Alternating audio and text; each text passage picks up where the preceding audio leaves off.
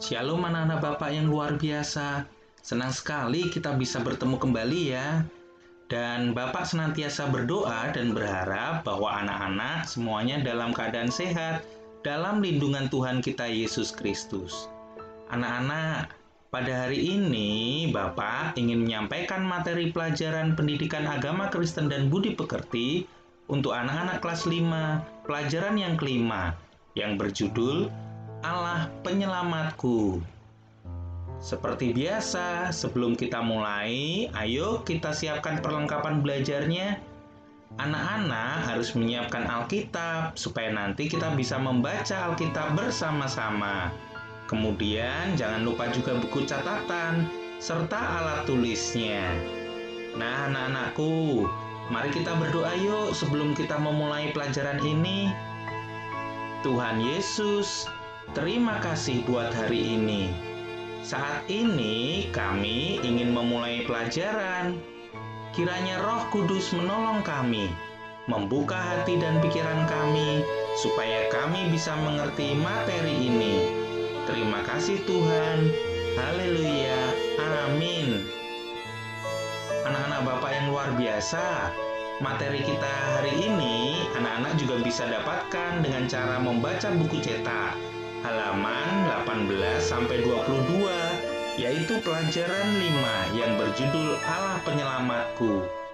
Jika anak-anak belum memiliki bukunya, anak-anak bisa download pada link yang Bapak berikan di bawah ya.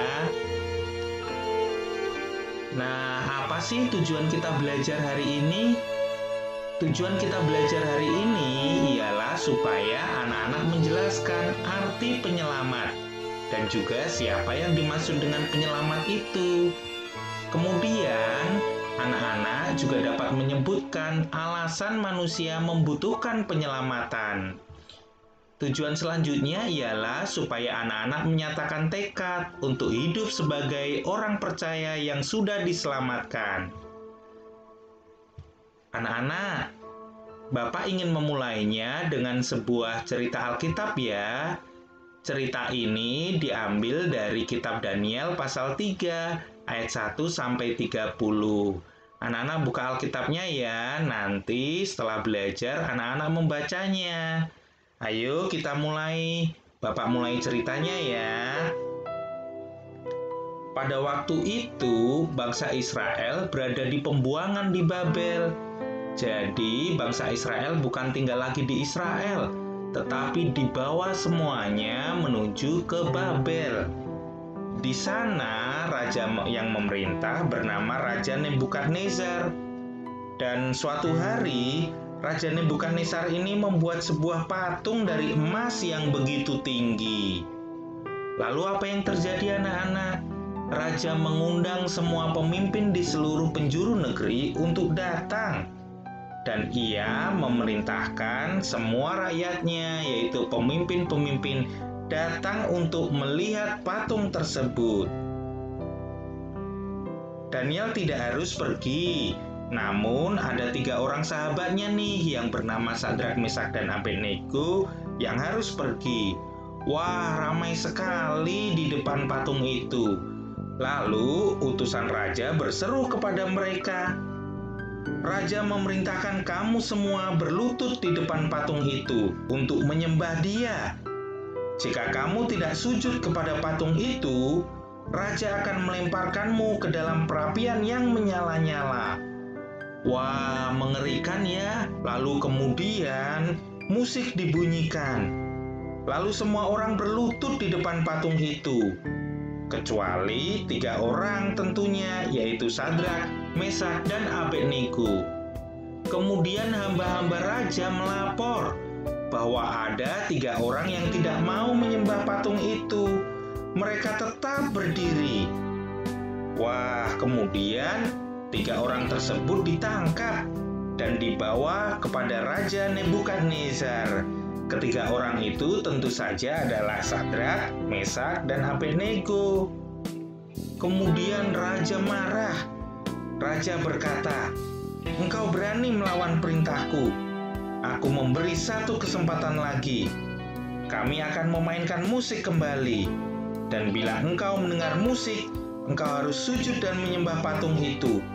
Jika tidak, aku akan melemparkanmu ke dalam perapian yang menyala-nyala." Dan tentu saja ketiga orang itu tidak takut kepada Raja Nebukadnezar. Mereka berkata, "Ya Raja, Allah kami dapat menyelamatkan kami.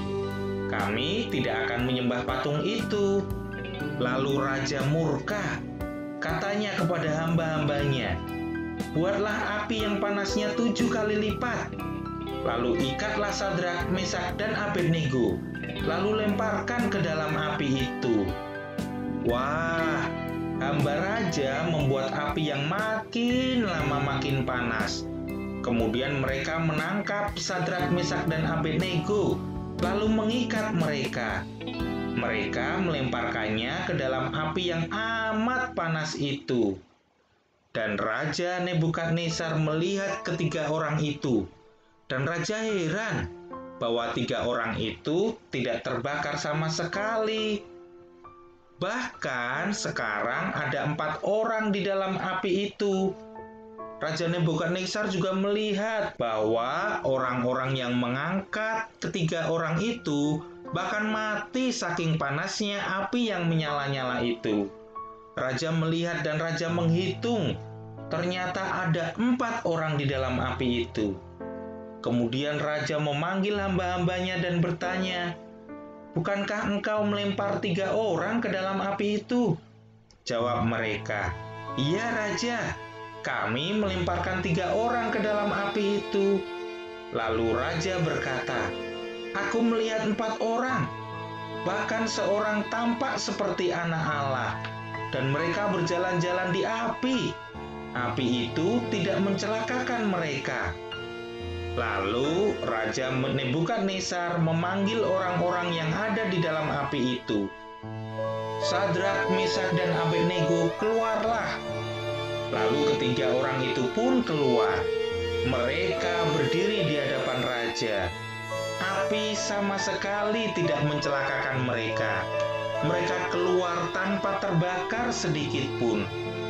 Akhirnya Raja Nebukadnezar menyadari bahwa Sadrak, Mesak, dan Abednego memiliki Tuhan yang luar biasa yang menyelamatkan hidup mereka. Tidak ada seorang pun yang boleh melawan Allahnya Sadrak, Mesak, dan Abednego. Anak-anak Bapak, luar biasa ya cerita ini tadi. Sungguh cerita yang menakjubkan bahwa Allah menyelamatkan kehidupan Sadrak, Mesak, dan Abednego dari kematian api yang menyala-nyala. Anak-anak, Bapak mau tanya nih, pernahkah anak-anak melihat tim SAR? Wah, tentunya anak-anak sering mendengar ya, tim SAR ini beraksi. Mereka sering loh menyelamatkan korban-korban bencana alam yang ada, baik mungkin itu banjir, baik itu mungkin tanah longsor, bahkan bencana-bencana alam lainnya. Nah, Bapak mau tanya nih kemudian, jadi apa itu penyelamat ya? Menurut Kamus Bahasa Indonesia, penyelamat itu artinya orang yang menyelamatkan. Sebagai contoh nih, ada yang menyelamatkan gawang bola dari kemasukan. Ini juga disebut penyelamat gawang. Kemudian mungkin ada contoh lain nih, ada orang yang menyelamatkan orang yang sudah tua dari bencana banjir. Kemudian ada juga pemadam kebakaran menyelamatkan seorang anak dari bencana kebakaran yang ada. Jadi, menjadi penyelamat itu artinya melakukan perbuatan baik kepada orang yang membutuhkan pertolongan. Itulah yang disebut penyelamat. Nah, anak-anakku, Allah itu juga adalah penyelamat manusia. Dan kalau kita lihat tadi, Allah itu bertindak dengan berbagai cara untuk menyelamatkan manusia. Kita bisa melihat peristiwa Sadrak, Mesak, dan Abednego yang diceritakan kitab Daniel ini. Di sana diperlihatkan bahwa kita tahu akhirnya bahwa Allah bertindak menolong orang yang percaya, yang mengandalkan Tuhan.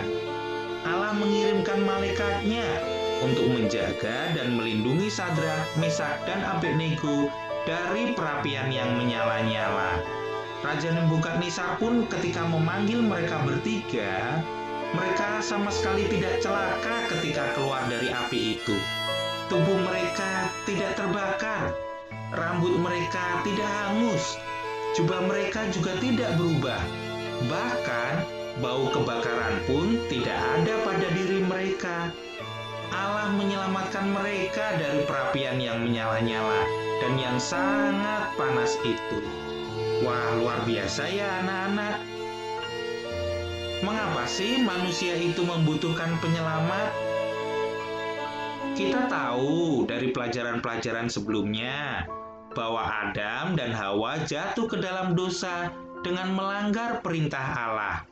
Mereka memakan buah pengetahuan yang baik dan yang jahat. Dan akhirnya apa yang terjadi anak-anak? Mereka jatuh dalam dosa. Sejak saat itu manusia itu berdosa. Alkitab juga mencatat di dalam Roma 3 ayat 23 bahwa semua manusia itu berdosa, baik yang kaya, miskin, pintar maupun tidak pintar, mereka semua berdosa di hadapan Allah. Mereka menunggu hukuman yang Allah janjikan bahwa upah dosa ialah maut, kematian kekal di neraka. Dan mereka, yaitu manusia itu, tidak dapat menyelamatkan diri mereka. Seperti halnya gambar ini, bahwa manusia tidak bisa mengangkat dirinya sendiri untuk selamat dari lautan. Dan itulah yang terjadi. Manusia tidak dapat menyelamatkan diri mereka sendiri. Oleh karena itulah, Yesus datang ke dalam dunia untuk memberikan keselamatan bagi semua manusia berdosa yang percaya kepadanya. Allah sungguh mengasihi dunia. Ia mengutus Yesus datang ke dunia untuk memberikan keselamatan itu semua. Yesuslah satu-satunya penyelamat dunia. Yesuslah satu-satunya yang bisa menyelamatkan manusia dari hukuman dosa. Oleh karena itu, mari kita sungguh-sungguh percaya kepadanya. Yohanes 1 ayat 12 berkata, "Tetapi semua orang yang menerimanya diberinya kuasa supaya menjadi anak-anak Allah, yaitu mereka yang percaya dalam namanya." Wah anak-anak, oleh karena itu kita harus menerima Yesus sebagai Tuhan dan Juru Selamat pribadi kita, sehingga kita menjadi anak-anak Allah. Kita harus percaya bahwa Yesuslah satu-satunya Juru Selamat dunia.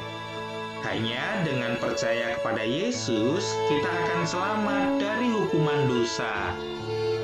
Wah, sebagai kesimpulan kita, ada berapa hal nih yang perlu anak-anak catat. Yang pertama, Allah adalah penyelamat dunia. Allah lah yang dapat menyelamatkan dunia. Dan karena Allah begitu mengasihi dunia, Dia memberikan Tuhan Yesus kepada kita. Ia mengutus Yesus Kristus ke dunia untuk memberikan keselamatan bagi manusia berdosa yang percaya kepadanya. Oleh karena itu, ketika kita tahu bahwa Yesus datang untuk menyelamatkan isi dunia, maka kita harus percaya kepadanya. Kita harus menerima Yesus sebagai Tuhan dan Juru Selamat kita, agar kita selamat dari hukuman dosa. Anak-anakku yang hebat luar biasa, itu tadi ya materi pelajaran kita hari ini. Dan untuk mengakhirinya, ayo kita berdoa bersama. Allah penyelamat dunia, kami bersyukur atas anugerah keselamatan yang Allah berikan bagi kami. Tolonglah kami untuk selalu percaya kepada Yesus Kristus sebagai Juru Selamat kami. Dalam nama Tuhan Yesus Kristus kami berdoa. Amin. Anak-anak Bapak yang luar biasa, cukup sekian ya materi Bapak hari ini. Terima kasih dan Tuhan Yesus memberkati kita semua. Sampai berjumpa kembali di materi-materi selanjutnya.